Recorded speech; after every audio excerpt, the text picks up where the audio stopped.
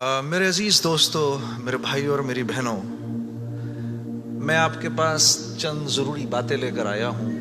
تو سب سے ضروری بات وہ یہ کہ جو سمجھنے کی ہے وہ یہ کہ ہم اس دنیا میں کیوں آئے ہیں۔ یہ سب سے امپورٹنٹ بات ہے۔ ہم اس دنیا کے اندر آئے ہیں ایک شاندار آخرت بنانے کے لیے۔ ہم اس دنیا میں کیوں آئے ہیں؟ ایک شاندار آخرت بنانے کے لیے۔ جو اس نیت سے دنیا میں زندگی گزارتا ہے، اللہ رب العزت دنیا اس کی خود بناتے ہیں۔ انسان اپنی محنت سے اپنی دنیا نہیں بنا سکتا۔ انسان اپنی محنت سے اپنی دنیا نہیں بنا سکتا۔ وہ اپنے آپ کو نہیں بنا سکتا تو باقی دنیا کیا بنائے گا؟ ٹھیک ہے، میں چاہوں کہ میری جوانی کبھی بڑھاپے کی طرف نہ جائے، یہ ہو نہیں سکتا۔ میرا اپنے اوپر تو زور چلتا نہیں ہے۔ نہ میں اپنی مرضی سے آیا، نہ اپنی مرضی سے رہ رہا ہوں، اور نہ اپنی مرضی سے دنیا سے جاؤں گا۔ یہ کیسی دنیا ہے کہ اس کی کوئی بھی چیز میرے قابو میں نہیں ہے۔ آپ یہاں رہتے ہیں، میں کراچی میں رہتا ہوں، کوئی لاہور میں رہتا ہے، کوئی پنڈی میں رہتا ہے، اور آپ کو پتہ ہے کہ یہاں آپ اپنی مرضی سے نہیں آئے ہوئے۔ یہ بھی بڑی عجیب بات ہے۔ قرآن میں اللہ فرماتے ہیں 5 چیزیں ایسی ہیں جس کے بارے میں کوئی نہیں جانتا۔ جو اس کے بارے میں جو بات کر رہا ہے سب غلط کر رہا ہے۔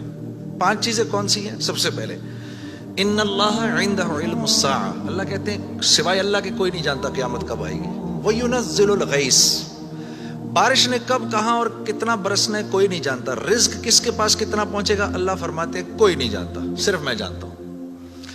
وَيَعْلَمُ مَا فِي الْأَرْحَامِ، ماں کے رحم میں یہ تو معلوم کر لیتے ہیں کہ بیٹا ہے یا بیٹی ہے، لیکن اللہ فرما رہے ہیں یہ نہیں معلوم کر سکتے کتنا جیے گا، کتنا کہاں رہے گا، کیا کھائے گا، کیا پیے گا، نیک ہوگا، بد ہوگا، فرما بردار ہوگا، نافرمان ہوگا۔ اللہ فرماتے کوئی نہیں جانتا۔ پھر اللہ فرما رہے ہیں وما تدری نفس ماذا تکسب غدا، کوئی نفس یہ نہیں جانتا، انسانوں کو چھوڑو، کیڑے مکوڑے بھی یہ نہیں جانتے کہ کل ان کو ان کا رزق کہاں سے ملے گا۔ مجھے نہیں پتا تھا کہ آج میں کھانا یہاں بیٹھ کے کھاؤں گا، کوئی آئیڈیا نہیں۔ اللہ کہتے کوئی نہیں جانتا۔ پھر اللہ کہہ رہے ہیں 5ویں چیز وما تدری نفس بأی ارض تموت، کسی نفس کو نہیں پتا کہ اس کو موت کب آئے گی اور کہاں آئے گی۔ سلیمان علیہ السلام کے دور میں ملک الموت سے سلیمان علیہ السلام کی بڑی دوستی تھی، تو ملک الموت حضرت اسرائیل علیہ السلام یہ سلیمان علیہ السلام کے دربار میں اکثر آیا کرتے تھے۔ تو ایک دن دربار میں آئے تو ایک آدمی کو بار بار دیکھ رہے، وہ گھبرا گیا۔ کسی کو ملک الموت دیکھے اس کی ویسی جان نکل جائے گی کہ یہ مجھے، اور وہ بھی بار بار دیکھے تو ویسے ہی ہوش اڑ جائیں گے۔ تو اس نے سلیمان علیہ السلام سے کہا کہ جی ملک الموت مجھے بار بار دیکھ رہے ہیں، آپ ایسا کریں مجھے تو ہندوستان پہنچا دیں۔ تو انہوں نے ایک جن سے کہا اس کو ہندوستان پہنچا دو، تو ہندوستان پہنچا دیا ان کو۔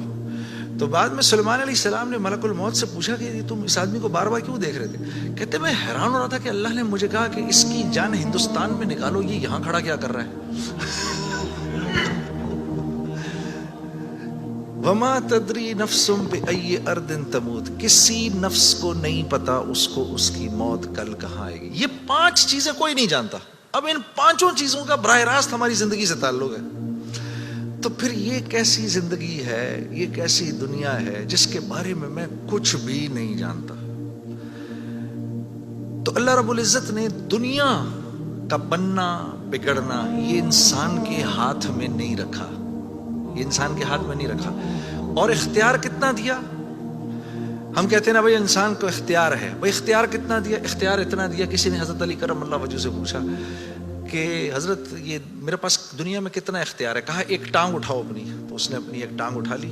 کہا جی دوسری اٹھاؤ، کہا جی وہ نہیں اٹھا سکتا۔ کہا بس اتنا اختیار ہے تیرے پاس، انسان کے پاس اتنا اختیار ہے۔ اور جو اختیار ہے وہ کیا ہے یہ جاننا بڑا ضروری ہے۔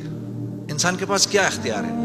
اللہ نے انسان وہ واحد مخلوق ہے پوری کائنات میں جو اپنی جان کے استعمال کو بھی جانتی ہے اور چیزوں کے استعمال کو بھی جانتی ہے۔ انسان کے علاوہ اور کسی مخلوق کو یہ نہیں پتا کہ میں نے اپنی جان کو کیسے استعمال کرنا ہے اور چیزوں کو کیسے استعمال کرنا ہے۔ گھوڑے کو نہیں پتا کہ میں نے اپنے آپ کو کس کام میں لگانا ہے اور میں نے بکری کا کیا استعمال کرنا ہے۔ بکری کو نہیں پتا کہ میں کس کام کے لیے دنیا میں آئی ہوں، اس کو کوئی آئیڈیا نہیں ہے کہ بلی کا میں نے کیا استعمال کرنا ہے۔ بلی کو نہیں پتا میں کیوں آئی ہوں، اور بلی کو یہ بھی نہیں پتا کہ میں نے کتے کے ساتھ کیا کرنا ہے۔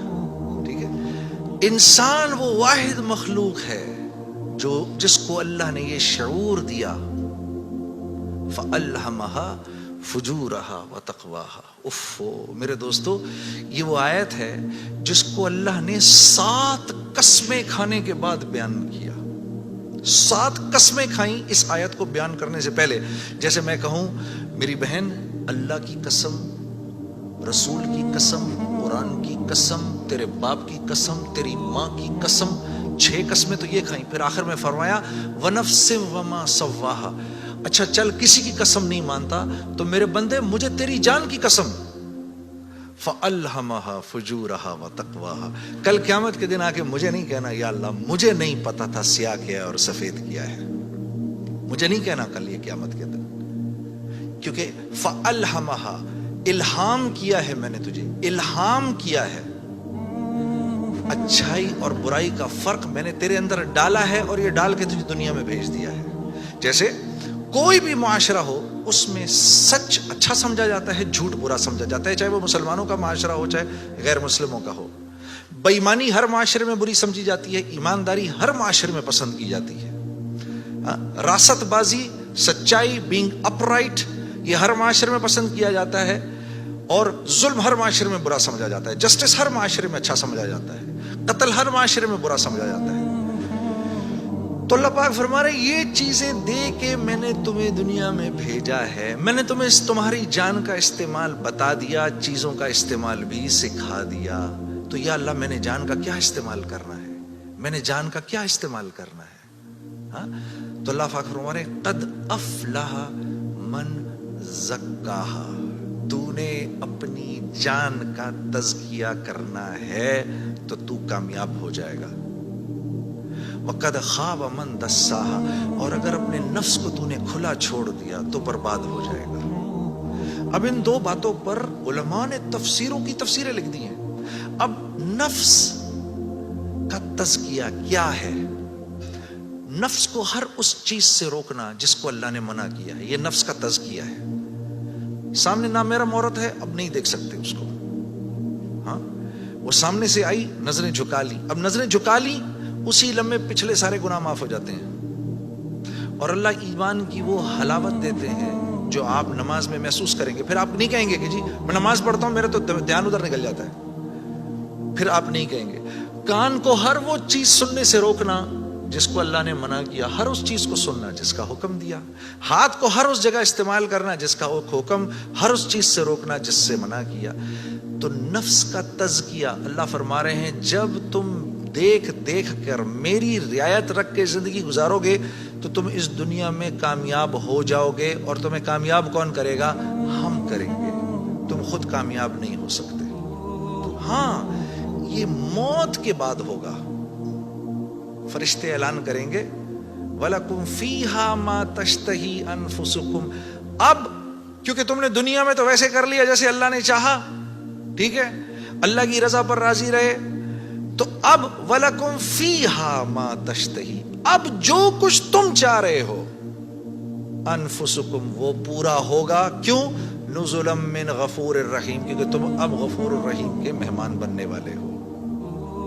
تو اب جو چاہو گے پورا ہوگا. اب کہہ لو مجھے اتنے بڑے بڑے گھر چاہیے، مجھے اتنی اتنی بیویاں چاہیے، اتنی اتنی حوریں چاہیے. دنیا کی عورتیں کہہ دیں کہ مجھے اس کی شکل دوبارہ نہیں دیکھنی. ہاں جی میں آ رہا تھا نا ادھر، تو اب میرے سفر میری بیوی تنگ آ گئی تھی. تو مجھے کہنے لگی کہ اب آپ کیا کر رہے ہیں؟ میں نے کہا عائشہ اتنا بڑا کام ہے مجھے جانے دو. تم جنت میں میرے سے 500 سال پہلے نہیں جانا چاہتی؟ تو کہنے لگی وہاں بھی اکیلا ہی بھیجنا. تو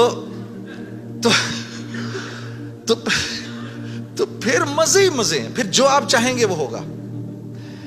یہاں پابند کرنا ہے اپنے آپ کو اس دنیا میں، اور پابند کرنا اپنے آپ کو یہ سب سے مشکل کام ہے.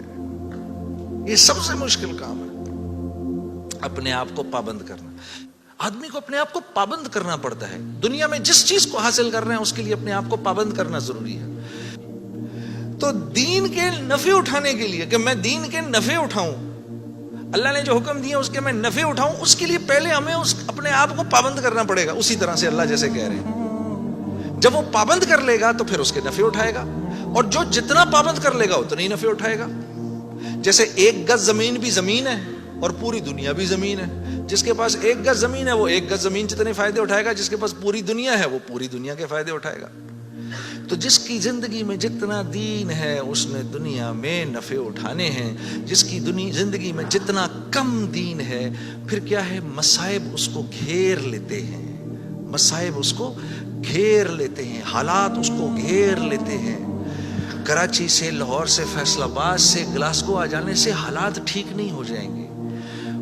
یہ کہیں اللہ کا وعدہ نہیں ہے کہ جگہ تبدیل کرے گا تو تیرے مزے ہو جائیں گے. نہیں, زندگی بدلے گا تو تیری زندگی بدلے گی. چاہے تو غربت میں ہے, چاہے تو امارت کے اندر ہے, چاہے تو وزیر ہے, چاہے تو محکوم ہے, چاہے تو دکاندار ہے, چاہے تو کارخانے دار ہے. اگر میری مرضی کے مطابق چل رہا ہے تو دنیا کی زندگی تیری ایسی بناؤں گا, دنیا کی زندگی کو تیرے لیے جنت کا نمونہ بناؤں گا. اگر میری مرضی کے خلاف تو چلے گا تو تیرے لیے تمام حالات اور تمام کامیابی کے نقشے ہونے کے باوجود تجھے مشکل میں ڈالوں گا.